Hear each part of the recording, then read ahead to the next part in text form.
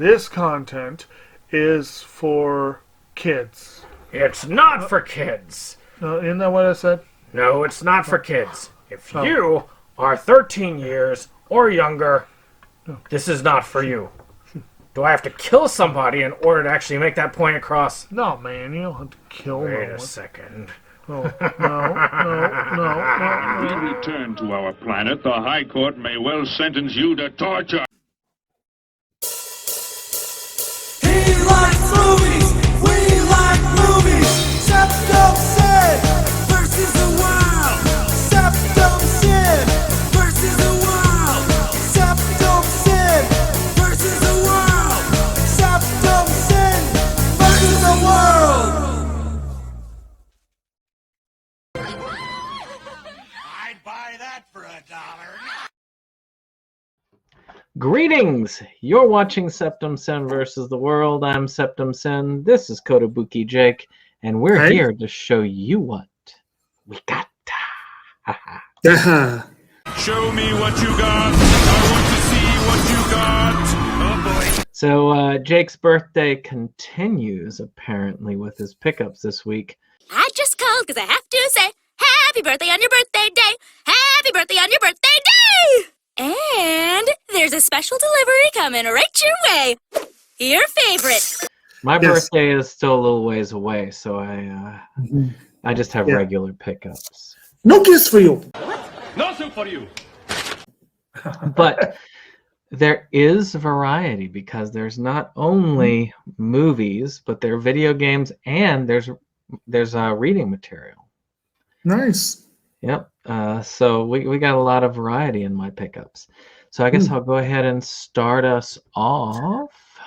Okay. And so the first one up is I went to GameStop and I did a little bit of a buying thing for a while during the holidays. And I got this Baldur's Gate 1 and 2 Enhanced Edition for Xbox One. Because it does not crash as much as it does on the PC. And these were good games back in the day, isometric RPGs. I really liked it, never completed them, but they had a lot of cool humor. It was based off of, I can't remember whether it was second or third ed, but but they're both game systems I know right off the bat. So it's kind of cool to play D&D in a video game format. It's sad I had to get it in this case, but these are getting to be harder to find. I got this at a price that was not that, so it was kind of cool to get a hold of this. All right, done deal. Okay.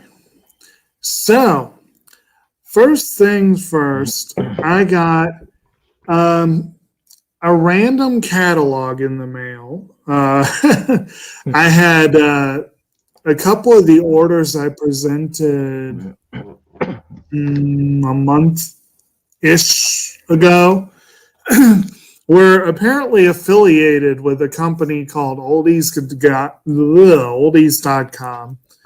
So I got a couple catalogs from them in the mail. They're probably going to keep sending them. I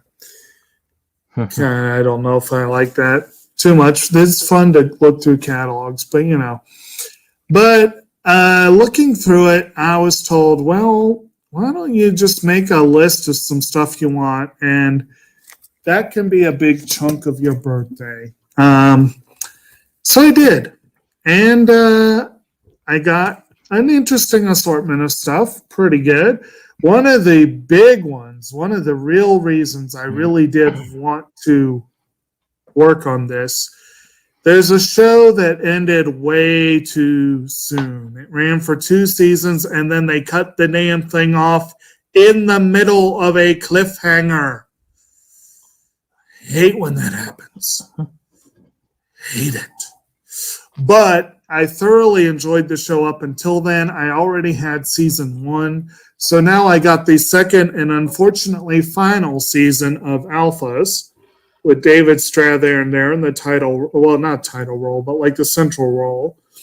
And for those of you who are unfamiliar with this show, It's a show where Strathairn plays a psychologist or psychiatrist, I think, who is essentially a mentor to in a government program to a bunch of people who gain superpowers, but their superpowers are tied to quirks or issues that they have. Like you got this one dude here who becomes super strong when his adrenaline gets worked up, but he's a major anger management issues, you know, so kind of like the Hulk, but in a more realistic version, if you will. This kid's autistic, but he can actually access the internet through the air, just, you know. So et cetera, et cetera. But it's a fun show. This season starred John Piper Ferguson, who I will always think of as Pete Hutter from Briscoe County Jr. But in this one, he plays a charismatic cult leader. And it was an interesting season. And again, damn them for not doing a season 3. Yeah, it is too bad, but you got the whole thing, right? So, hey, that's something. And knowing how things are done these days, 10 years down the road, they'll continue the series again. So, so again, on my video game thing here, they had this down to 15, and I've been waiting. Is they did a big old remaster of Bayonetta and Vanquished. So I got this steelbook because it was cheaper than the regular. It's a nice looking set edition. So it's on Xbox One. I like Bayonetta. It plays pretty well. I haven't played Vanquish, but a lot of people love it. I had wanted to get the one on Switch, but I thought about it, and that's like, what I can do is get Bayonetta 2 on Switch used, because they have the first game only as a digital code. This way I've got it on physical. I've got, you know, this physical, and then I'll have the sequel physical on the second system. But hey, it's worthwhile. Indeed. So, you know, some nice little Xbox swoops. All right. Next up was one of many titles. Actually, well, yeah, this one was one of many titles that were only $4, and $4 is a very tempting price. But this one was also tempting in part because some of the pedigree behind it. And it was one that's based on a book that that know to be a very popular book, and I'm curious about it. And that is a film directed by Wayne Wang called Snowflower and the Secret Fan, which stars Bing Bing Lee and also features Vivian Wu and some other pretty good names as well. And like I said, based on the novel that's, you know, quite popular and supposed to be quite good. I have not seen this. I would have preferred to get it on Blu-ray, but for $4, I wasn't going to complain. And it looked like a good one to jump on. Very cool. Mine is finally wrapping up a series I've been collecting for a while. And that is Fairy Tale, the final season, which is the volume 26, because they want to throw all 3 seasons into like one series under the Funimation banner. Make it confusing when I'm trying to look it up on, you know, ANN. But this packages the last of it, so all 328 episodes are now mine, and the movies and all the other stuff there. So it's kind of looks cool all there, but I had said it would be mine. Oh, yes. And when I've said that, I mean it. It was prioritized, and finally it came in. So I have it. It's all done now. All right. I am looking forward to that. Okay, so we have got one that is one of the many, many entries in the DC animated universe that I do not yet have, and I'm glad to finally have. And that is The Death of Superman. So supposed to be a good one there. Got Jerry O'Connell, Rebecca Ramin, and Rainn Wilson. That has that for a cast. And I'm curious about this. Be fun to give it a go. You know, it's funny. The death of Superman is what got me into comics in the first place. It's So- not what got me into comics by any means. In fact, I don't even think I've read the story, but I do have a couple of the graphic novels from that storyline, and they are probably the first Superman comics I had. I will tell you I'm kind of glad they didn't animate Funeral for a Friend because that was the most boring part. But the prior arc where Doomsday basically rips his way through the DC universe and then culminates in that epic battle with Superman, it just was, it was really awesome. I still have the black bagged Superman thing. And I also have the Reign of the Superman story, and I think I have that movie, so which is also pretty cool. But the sad thing is, I don't know if they could do either of those justice in one movie, but we'll see. They didn't do it as well in that Superman Doomsday movie.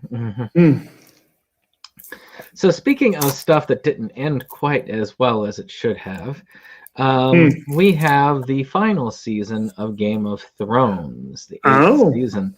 I mean, I got it at Black Friday for $10. I couldn't beat that.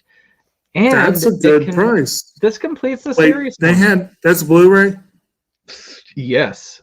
That was $10? Yes. Where? I don't remember where I bought it, but it was $10 because I remember that was my price point. Yeah, I would not have seen that. I would not have bought it for anything higher than that.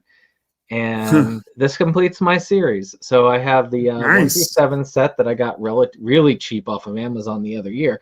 And this completes it. All right. So I don't know. I still need to see it. People love this series. I've seen one episode.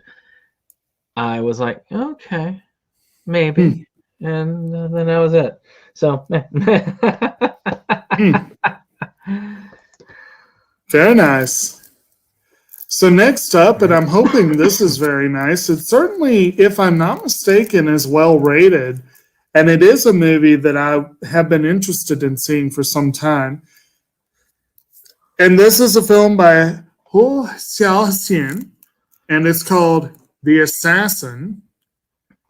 And basically, you've got, it tells the story of Yin Yang, who's played by Shu Qi, a general's daughter who's kidnapped as a child and trained by a nun in the deadly arts. Oh, I love that phrase, trained by a nun in the deadly arts. Only to be sent home on a bloody mission of revenge, etc., etc. But that looks really fun. It looks interesting, and I've been curious about it for a while, so I'm glad to have it. All right, very cool. So this one comes from, I want to say it was a Right Stuff order, and this was just really cheap. Either Right Stuff or Sentai. I can't remember who did. I think it was Right Stuff. And I was like, yeah, this was like one of their like uber cheap titles. And I've gotten into a lot of kaiju stuff lately, which is Gappa. I want to say even Mo might have covered this on Drunken Master Studios. I feel like he mentioned it. So I know it's been mentioned at least. So I am curious about it. I mean, and it was a price I felt like, yeah, I could definitely do with this. If I'm into like some kaiju stuff, I'll throw this in there. I haven't gotten the opportunity to really kick back and watch stuff of interest to me. It's always been, I've always had like an actual high motivator behind what I've been watching. It's been okay. You've got to do for this video or this discussion. So it's there, but at least I can say for some of them, like the anime discussion coming up, it's one that I needed to see. So indeed, and I need to get started on that too. But I'm trying to polish off another series in the meantime. Next up, we have one of those what could qualify as one of those kind of movies. Except that we've already covered this. In fact, this is the movie that was my first ever discussion on Movies Galore. Oh, wow. But I didn't have it in my collection, and now I finally do. and that is the bright and cheerful movie from Darren Aronofsky, Mother, which features Jennifer Lawrence and Javier Bardem in a pretty clear allegory of Mother Earth versus God, basically, versus man. And it's not a cheerful movie. It's weird and trippy and turns into a fever dream by the time it's over. But it is weird and trippy and fever dreamy, and you will not forget it. Well, definitely have not. And I'm glad to, what's that? I have not. Yes, and I'm glad to finally have it. I don't know when I'll see it again, but I have to say, Mother was a good debut for you because it was a environmental piece, you know. True. Yes. So hey, that might be worthwhile. So let's see here. I'm going to throw on one. Speaking of one that was kind of trippy, and one I actually gave to you, I think, in the volumes. I went ahead and slimmed it down because Right Stuff had it on sale, and that was Gasaraki. Now, this one is incredibly boring at places, yet it does have some intriguing bits to it. And great music. A friend of ours actually gave me all of it. And I was like, okay, because he was like, this is the most boring thing I've ever watched. You like anime, you watch it. And so I was like, thanks. The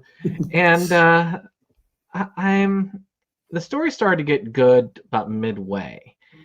And it definitely had a lot of intriguing bits. So I'm willing to give it another shot eventually. But now it's not taking up much. Yes, it's so nice that it doesn't take up as much room as, like, I think right behind you. I think that's Dragon Ball Super right behind you. I think it was about that much space. Hey, at least it's not fairy tale level space. Right, I know.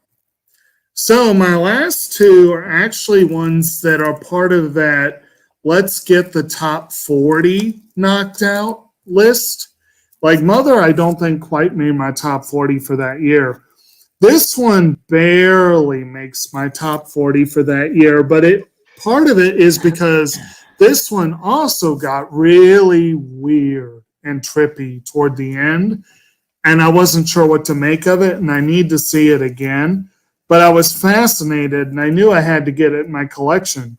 And that's a movie called Sorry to Bother You. Ooh, good one. Which, so you did see this one? I have, but I still haven't gotten my collection yet. Right. Written and directed by Boots Riley, and it stars Lakeith Stanfield as a guy who goes to work in a call center and is told point blank he needs to use his, quote, white voice on the phone, which is played by, of all people, what's his name? Holy crap, I'm forgetting the guy's name. David Cross, I believe it is. Does that sound right?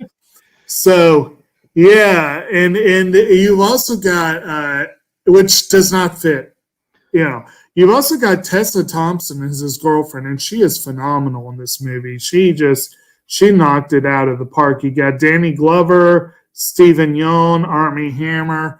Pretty interesting cast overall. This was a very biting satire that would have been brilliant if it didn't go so insane at the end.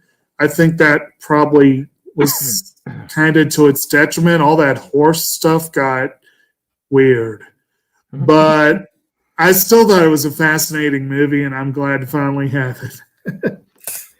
Yes, indeed. Speaking of fascinating, and I don't know what the other films by this director are, but I do have a couple of them. On my SRS order, I went ahead and I got a hold of this because this was it looked interesting, called Geek War. So essentially, there's a mysterious videotape that dwells in a comic book shop of Deathbone. The eccentric barbarian shop owner Deathbone has priced the tape at $1,500, and in 25 years, nobody has ever forked over the cash to buy it. That is, until now. Thus begins the Geek War. Two nerds, Max and Papillon, fight to claim the tape as their own from the clutches of Tangerine, a dorky but super hot girl who loves comic books and swooped in and bought the tape before they could. Both sides pull every trick in the book to seduce Tangerine in hopes of grasping the tape and viewing its legendary content.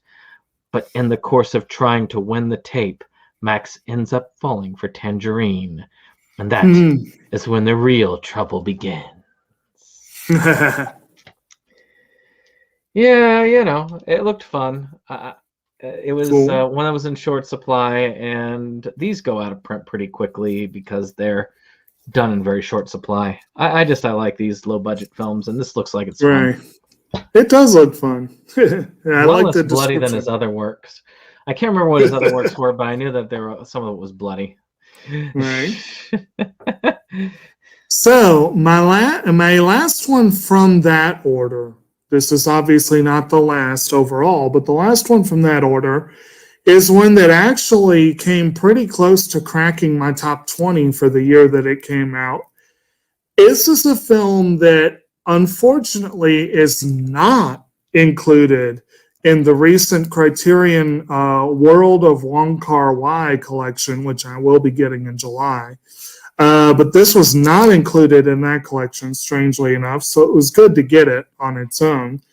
Wong Kar-wai is a brilliant and phenomenal director, and it's a crime that so many of his movies have gotten no Oscar love or very, very little. And the man himself has yet to get a single nomination. I don't know how or why. But this film was actually, strangely enough, despite not being a foreign language nod, this was a nominee for both costume design and cinematography. And it is a film about the Ip Man called The Grand Master, which is a really good film. It's not his best, but it's a really good film. But it stars Tony Leung in the title role, if I remember correctly. Ziyi Zhang, Chang Chen, Song Hye Kyo, some other folks that I'm less familiar with. Ziyi Zhang alone is worth the price of admission in my book. But Tony Leung is a phenomenal actor. Wong Kar-wai has worked with both of them multiple times, usually to great effect. And this was a good film. It was a little slow moving. I can fully support the cinematography nomination. The camera work was incredible, as it is in all of his films. And the costume design was incredible too. The film should have probably gotten more love than that, including some for the director. But this was one that was a long time coming, and I just finally was like, I gotta pull the trigger on it. I can get it for free, even better.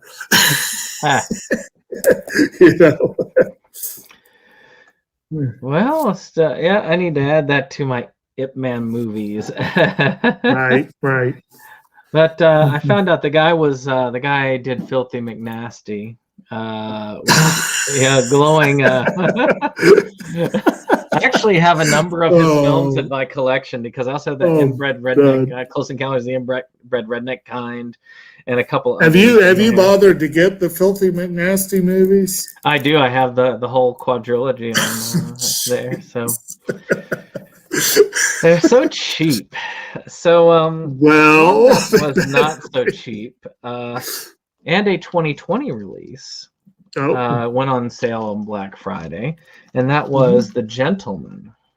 I want to say this was a Best Buy sale, but I can't remember. It was, but it was one. It was like I think 10ish. I think 10ish. I could be wrong. It sounds right. I wouldn't have paid much more than that. but give or take a couple dollars. But this one was a good one. We saw it in theaters, which was, one of the few that we did get to see in theaters before the shutdown, which we're about to hit the anniversary of. And this movie is one of the reasons I'm PO'd about those rules that they have allowing January and February of this year to count for last year. Because movies like this that deserve notice are going to be lost in the shuffle because of that. I still say Hugh Grant should be up for supporting actor. Because they would, they're still in the running, but they are, it's less likely. So, but still a good film, pretty intense film. I look forward to watching it again. It's going to be eventually, but it will happen. Yes, it will. Okay. My next one, I think, may have been a 2020 release. Definitely its home video release was. I can't remember if it's 2019 or 2020.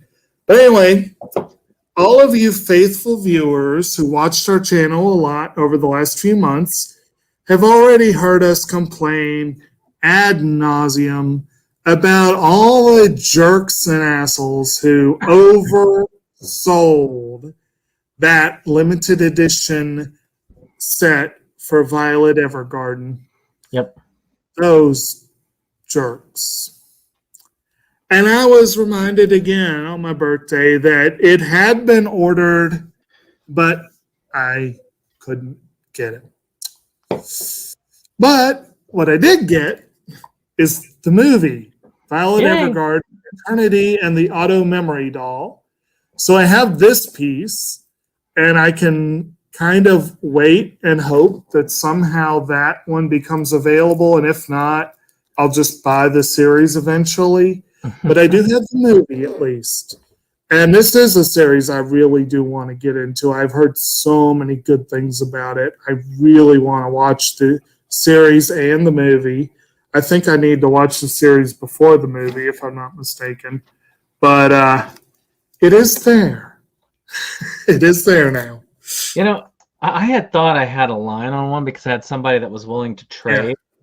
And I was thinking, well, you might want to trade something that would be at like $200 value. I could do that. But what they were talking was like, well, a fair trade would be this for all of Monogatari. I'm like, I could get it. That's a fair trade. I could get it on eBay for $500 if I really wanted to pay, and I'd still be saving $500 off a year. Well, how about this? Can you give me like any 3 full Aniplex series, unlimited? I'll take Kill la Kill, or I'm like the limited editions. The limited editions. Yeah, that's fair. You're valuing your copy a lot more than it really is worth at that point. Right. I just put it on eBay for $1,000 if that's what you think you can get for it, and we'll see. But no, I could probably get the limited editions of Monogatari for at least $300 to $400 less than that. I think. Yeah. Probably more. Probably less. You lucked out on that one, but still. It's that's just way more than what should be. Yeah. So, in any case, this one though is fun. Again, video game pickup. My last video game pickup of this one, which I went ahead and I got Ghost of Tsushima. This is probably one of the most beautiful PlayStation 4 games ever made. It is a Kurosawa-like samurai tale, and you are basically trying to chase the Mongols out of Japan. And it's just amazingly beautiful. The way that they execute it is really good. I was getting into it, and then I got out of it when I got my Series X for a while. And then by the time I got into it, I'm like, I'm going to have to relearn the controls all over again because I can't remember anything, because they get pretty complex with different sword styles and stuff like that. So I'm like, I ain't starting this over again until I am ready to play it all the way through. But still, it is a very cool game. I do look forward to playing this through again, or getting through it entirely. But yeah, right now I'm working on Control and just playing some Fallout 4. But once I'm through Control, this one's probably going to be right next up on my list to go back to again. It is an awesome game. If you have a PlayStation 4, usually a PlayStation Pro would be the best one, but or 5 even, that would be worth getting. All right. And so for all of you out there in Viewerland, I swear we did not coordinate this beforehand. It just happened, but it's cool. There is a movie that we both saw in theaters last winter/spring, winter, I suppose, that I got with my birthday haul. There's a minor disappointment here because I saw it the same day as another movie, and I have always associated the two movies ever since, and I would have loved to have gotten them at the same time, but, you know, that's how it goes.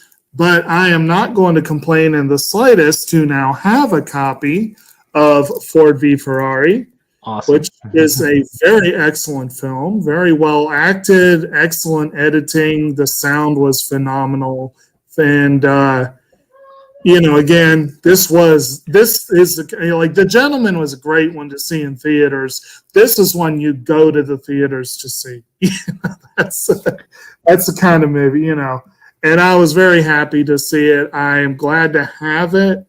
I don't know when I'll get to it, but I will certainly look forward to seeing it again. So next month this month really, is going to be a non-superhero comic book month. I really worked hard, and I read the comic, the Road to Perdition comic, but I think that was to my detriment for the movie. So, but there are some that we're going to do later, and I got 2 of these to add to my collection. One of them is one I've been wanting to read. Actually, they've both been ones I've been wanting to read. I've only read the first volume of one, and then this one I haven't read at all.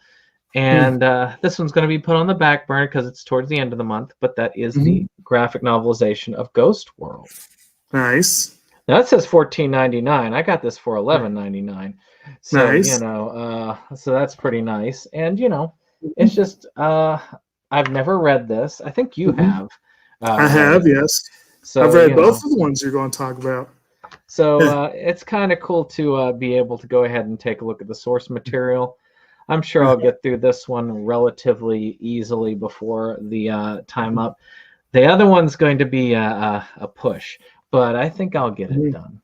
I'll get her done. Yeah. At a book by Daniel Close. I read it. I was not thrilled by it. I love the movie Ghost World. The graphic novel's good, but it is a darker beast. I can see why Terry Swigoff was attracted to it. Next up, speaking of, well, actually, you know, this is based on a graphic novel, but this was one that was early on dismissed from the conversation because we decided to focus on Western comics. The person who, Dane, submitted that topic and thought that manga was its own separate creature that was worthy of a movie a month on its own, and I agree with that. I'm just hoping we get to do that. I was going to say, I don't know anybody that's going to vote for it except for maybe the 2 of us. Right. I think so, but this is one that will absolutely be put forward. If we get the manga month, absolutely, without question, I am going to be submitting Elita Battle Angel. This was a really good movie. Kind of like Alphas, this is one that's needed a sequel that probably won't get one. Very different reasons behind that. And the good thing about this is that it is mostly a self-contained movie. It sets up a sequel, but you don't feel totally cheated the way you would if it needed the sequel. You know what I mean? Yeah. But it's still a darn good movie where I wanted a sequel. And I hope the mouse allows that to happen. but you've got basically you've got Rosa Salazar in the main role as a cyborg-ish type thing found in the trash by a character played by Christoph Waltz. And he brings her to life and basically takes her in as sort of a daughter figure, but also, for very mercenary reasons as well. And you've also got a cast including Jennifer Connelly, Mahershala Ali, Ed Skrein, Jackie Earle Haley. I mean, that's a heck of a cast. But what's most fascinating is the marriage of James Cameron, the producer known for mega budgeted films, and director Robert Rodriguez, a director who's famed for how much he is proud to make movies on shoestring budgets. And it actually is a hybrid that does not come across as a weird Frankenstein. It actually works. And I kind of want to see the two of them do more stuff together. But fun movie. I can't wait to cover it for the group. Well, I will hold on to my copy, and then it'll give me an excuse to watch it. All right. Well, a series I got rid of because it had basically they released half of it and with no intention of releasing the other half. They did do a release of the original series for that one, and it got on sale for I want to say Sentai sale, even though it's made in Japan, and that is Glass Mask.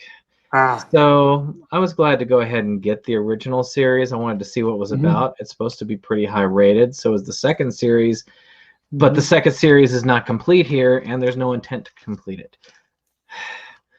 Maybe one day they'll do a complete series set for that one, and then I'll get it. But you never know. I hate when things are incomplete.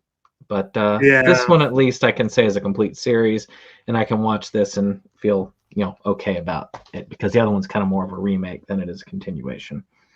Right. So, there we go. I am curious on both of those too, but yeah, I agree. I was annoyed that they never finished with the first one.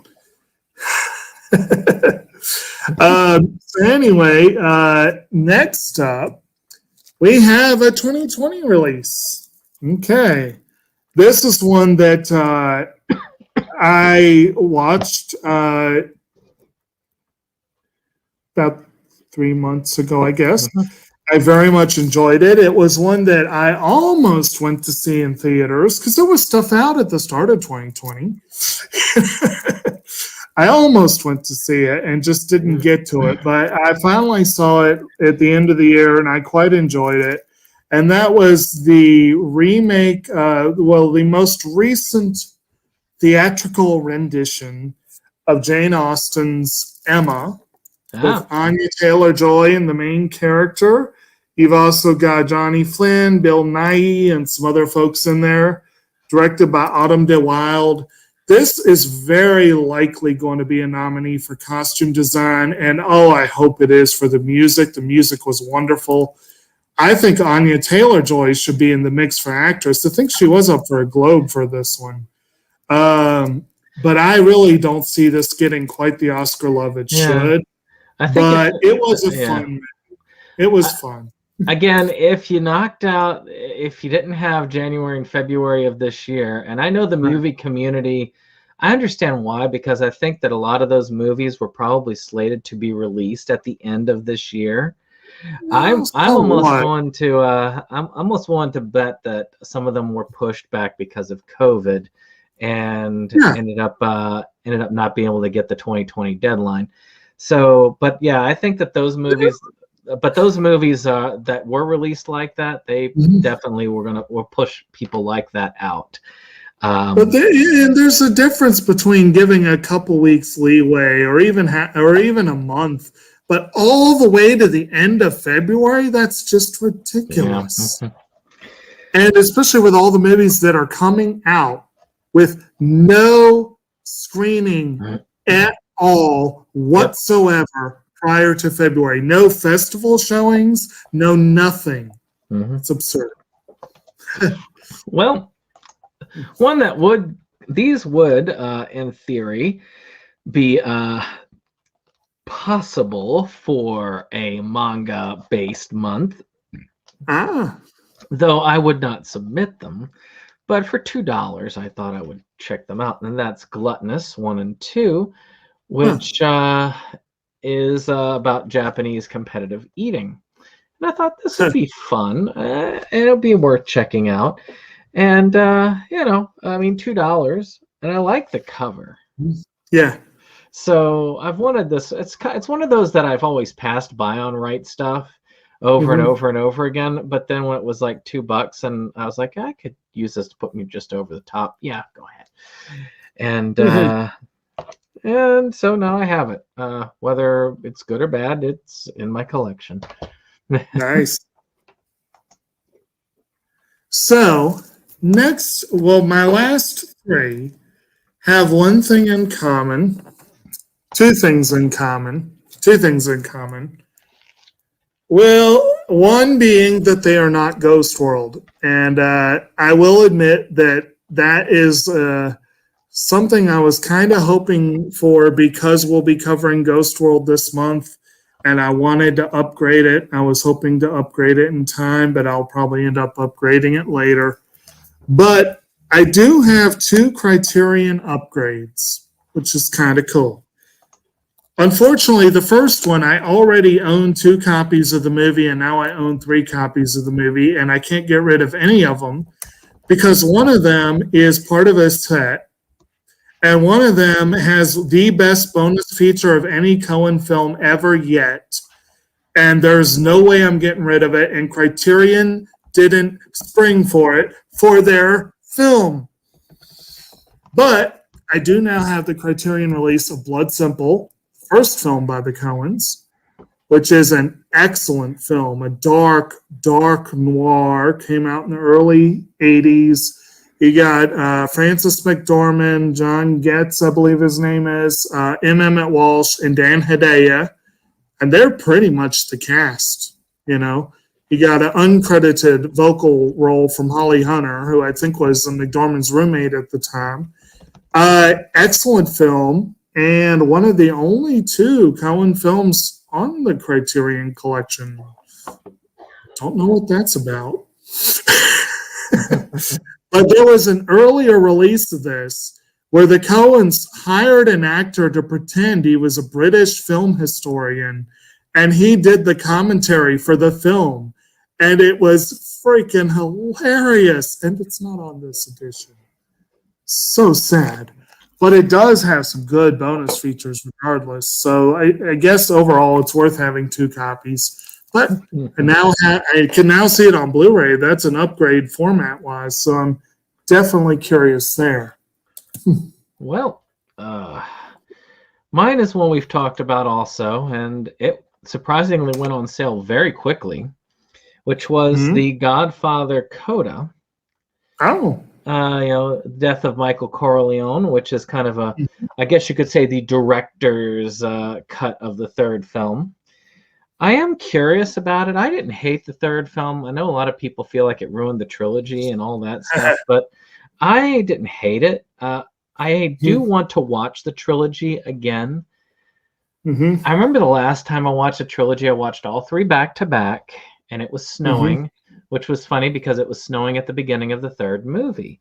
And maybe one day, if I just have the whole day free, I'm just going to take my Blu-ray set, because I haven't watched it, watch all 3, and then watch this one while the third movie is fresh in my mind to see if this one really does put it all together a lot better than the original third movie. I mean, it is a classic series, and I'll admit, if this one goes back up to the if this one moves it up to all 3 movies having the same standard, I don't think it's going to be that, but yeah, you never know. It might be worth checking out. You can't match that initial standard, but and the Snyder cut is going to blow us all away. The part 3 is a perfectly decent film. If it was not attached to The Godfather and The Godfather Part 2, it'd probably be pretty popular. But I am curious about that cut. I definitely am. I believe that's supposed to be basically Coppola's kind of like what he did with Apocalypse Now and Redux. I think it's supposed to be in that vein. So, and Redux did add a bit to Apocalypse Now. I still haven't watched the two close enough to know for sure, but you can't really watch that movie more than once in a short period of time.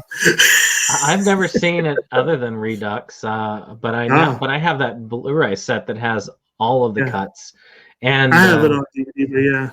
Yeah. So there were 3 cuts, weren't there? Anyway, so another one that was a nice upgrade is both a format upgrade and just an upgrade because I think I had a pretty bare bones release, I think. Nonetheless, is the Terry Gilliam classic The Fisher King, very which good. features Jeff Bridges and Robin Williams, and you've also got Amanda Plummer, Mercedes Ruehl, and some other folks in there. Excellent film. I know with your interest in mental illness, you probably concur that that's a very intriguing movie. Yes. Bridges basically plays a shock jock, and Williams plays a homeless guy that ends up exerting a strange force over said shock jock. And it's a fascinating movie, and like most Gilliam films, it gets pretty weird, but it's a good one, and I look forward to seeing it again. Well, the next one on my list, my last one, is going to be dominating my reading over the next week because it's coming up next week, and I'm hosting, so it will probably be good to have the background. And that is Scott Pilgrim, the complete here, because we're doing Scott Pilgrim versus the World. And this has all of the volumes in it. And this was a weird thing because the movie kind of covers it from a generational standpoint, which I am out of touch with at that point because I think in my 30s by the time the movie came out, but I was around the age of the characters when the comic came out. Maybe a little. I was only like by a couple years older, and you were the age of the characters when that came out, I believe. Sounds about right. Because this came out in 2005 originally when it debuted, and these characters are in their early 20s, so that would make sense. I was like 26 when this came out, so a little bit older, but I would have been able to understand culturally what they were, talking about. And, so it still kind of speaks to that. So, yeah, I've heard that Scott's even more of a jerk in this one. Oh, he is. And I've heard Ramona's not that far behind. But still, I do look forward to checking it out. I've heard a lot of great things about it. And I played the fighting game. The game is great. Which they have re-released, and I am getting a physical copy on the Switch eventually. I've ordered it. It's just they take time to release it on limited run games. And so I am looking forward to this. Kind of bring me back to those times. A lot of cultural stuff that kind of hits you for that. So I do look forward to doing my research, and we'll see if I can boost my mind enough to shoot through all 6 volumes. I'm not gonna make any guarantees because I read as slow as molasses, but it is possible. Okay. I don't know if these extremely wordy. They were very similar to a typical manga when I read. I was going to say that they don't look. They definitely don't come across as wordy. And as Mo says, I don't think I need the colorized versions. I think black and white works just as well. It won't be as quick of a read as Road to Perdition, but it will be quick. Ghost World might be the one I struggle with reading wise. Ghost World is wordy. Ghost World is definitely wordy. But those indie comics, they tend to be. Right. wrap So it up. Take us speaking of slow as molasses, QJ Sherman. A foreign film. Oh, the evening is saved. I like French films, pretentious, boring French films. I like French films. 3 tickets, s'il vous plaît. Ow. Oh, God. So we have, this is a really nice looking and sturdy set from Criterion. Agnes Varda, The Complete Films of, or you could say The Complete Films of Agnes Varda. Yeah, there you go. So this is a whole bunch of French films. La Pointe Courte from 1955, Cléo from 5 to 7 from 1962, Les Ben-Hur from 1965, L'Écriture from 1966, Lions, Love, and Lies from 1969, Daguerreotype from 1975, One Sings, the Other Doesn't from 1977, Murmures from 1981, Documenteur from 1981, Vagabond from 1985, Jane B. par Agnes V from 1988, Kung Fu Master from 1988, Jacques de Nantes from 1991, 101 Nights from 1995, The Gleaners and I from 2000, The Beaches of Agnes from 2008, Agnes de la Varda from 2011, Faces Places, co-directed with JR from 2017, and Varda by Agnes from 2019. But wait, there's more. And there's the more. That is a long list of bonus features there. Lots of archival stuff, short films, all kinds of stuff. This is essentially supposed to be the definitive collection of a very beloved icon of French documentary filmmaking. She also did, some non-documentary work as well. But I have actually only seen Faces Places out of all of that. I liked the film a lot, and I thought it probably should have won the. I can't remember what it lost to that year, but I was amazed that it did not win the Oscar. The original release of Faces Places is rare. It was a Cohen Media release, and it is rare. So this is actually the best likelihood most people will have to get the film. And some of these other films are rare. I think several of these have never been released before properly. So I will be coming at this as pretty much a newbie, and God knows when I'm actually going to get to I was going to this. say, that's going to be a while. But yes, but Faces Places was on my top 40 list for that year. So that does tie into that general plan. I did want to have this as a film geek. I felt like it was going to be an important piece to have.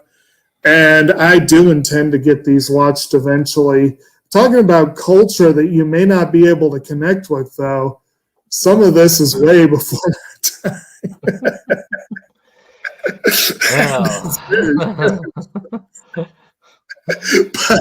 But at any rate, not a bad one to get. Not a bad, And actually, as the man says, what the hell?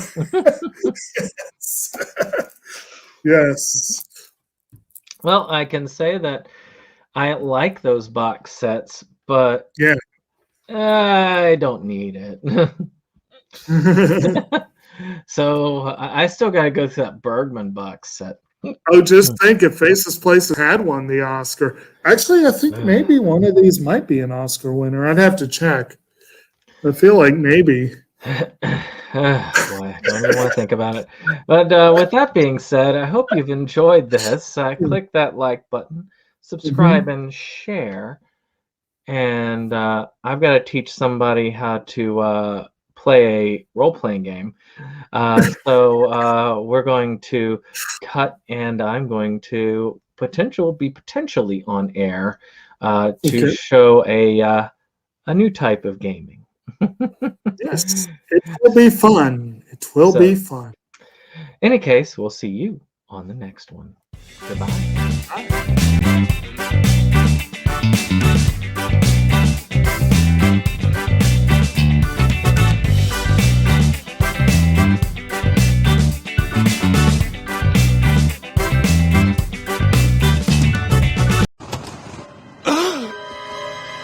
A penguin? And he's been drinking. Wait a minute. Penguins can't fly. Penguins can't fly?